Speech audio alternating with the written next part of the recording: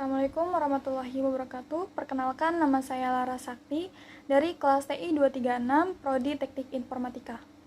Di sini saya akan membahas tentang basis data, yaitu yang saya akan bahas adalah DBMS atau Database Management System. Apa itu DBMS? DBMS adalah suatu sistem perangkat lunak yang memungkinkan user pengguna untuk membuat, memelihara, mengontrol, dan mengakses database secara praktis dan efisien. Dengan DBMS, user akan lebih mudah mengontrol dan memanipulasi data yang ada.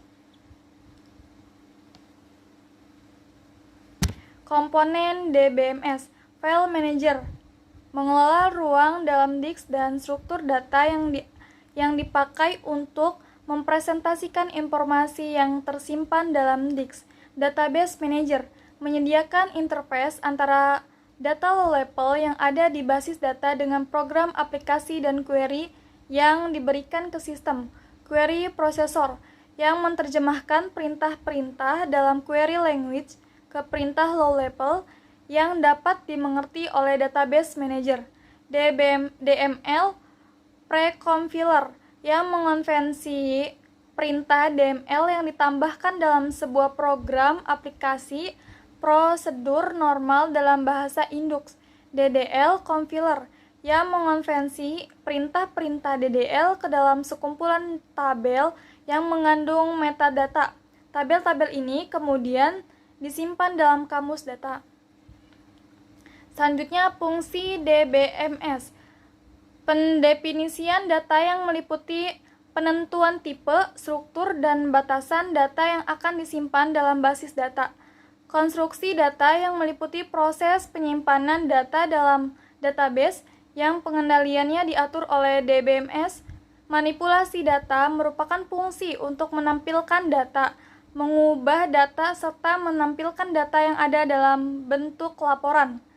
Keamanan dan integritas data, menyediakan data dictionary.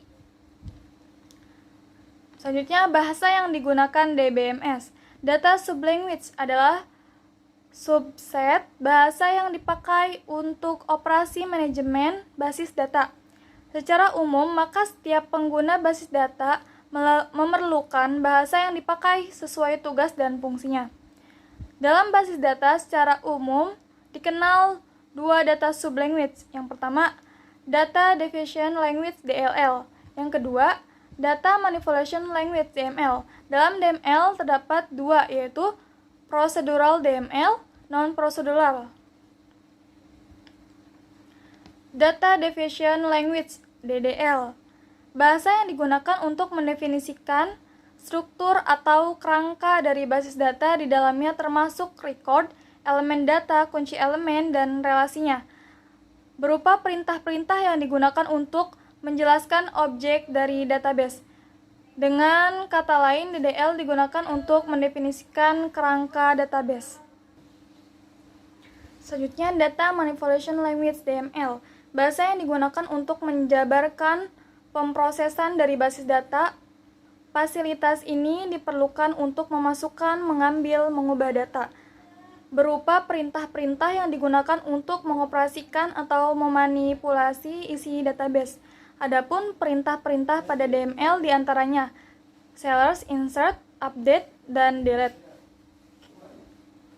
Data Manipulation Language DML. Ada dua jenis DML, yaitu Procedural DML digunakan untuk mendefinisikan data yang diolah dan diperintah yang akan dilaksanakan. Non-Procedural DML digunakan untuk menjabarkan data yang diinginkan tanpa menyebutkan bagaimana cara mengambilnya. Arsitektur DBMS multi-user teleprocessing.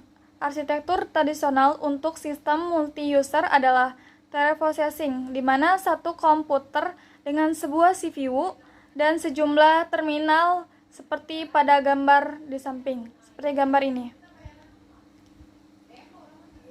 Arsitektur DBMS multi-user file server. Proses didistribusikan ke dalam jaringan sejenis LAN, Local Area Network. File shaper mengendalikan file yang diperlukan oleh aplikasi dan DBMS. Meskipun aplikasi dan DBMS dijalankan pada masing-masing workstation, tetapi tetap meminta file dan file shaper jika diperlukan. Arsitektur DBMS multi-user. Client shaper menunjukkan cara komponen software berinteraksi dalam bentuk sistem. Sesuai dengan namanya, ada sebuah pemproses client yang membutuhkan sumber dan sebuah shaper yang menyediakan sumbernya. Data dictionary. Data dictionary adalah tempat penyimpanan informasi yang menggambarkan data dalam database. Data dictionary biasanya disebut juga dengan metadata atau data mengenai data, berisi tentang nama-nama user yang mempunyai wewenang untuk menggunakan DBMS, nama-nama item, data yang ada dalam database, jenis dan ukuran item data, batasan untuk masing-masing item data. Model data, kumpulan perangkat konvensional untuk menggambarkan data, hubungan data, semantik data, dan batasan data. Beberapa jenis model data. Model data file data, model data hierarki, model data jaringan, model data relasional, model data keterhubungan entitas, model data berorientasi objek. Model data file data. Data flat file terdiri dari satu atau lebih file yang dapat dibaca, yang secara normal berbentuk format file teks. Informasi pada suatu flat file disimpan sebagai file dengan filenya memiliki panjang konstan atau panjang bervariasi yang dipisahkan beberapa karakter delimiter. Contoh file model data. Model data file dengan panjang file yang konstan. Seperti ini contohnya. Model data file dengan panjang files yang konstan adalah salah satu cara untuk menyimpan data dalam format yang sederhana dan mudah dibaca, terutama jika data tersebut memiliki struktur yang konsisten dan panjang setiap filesnya tidak berubah.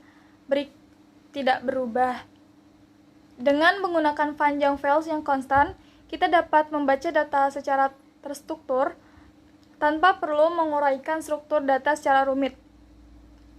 Namun, perlu diingatkan bahwa pendekatan ini memiliki keterbatasan. Misalnya, sulitnya menangani data yang memiliki panjang files yang berbeda-beda, atau jika struktur data berubah. Selanjutnya, contoh file model data. Model data file dengan panjang file yang bervariasi. Seperti ini contohnya.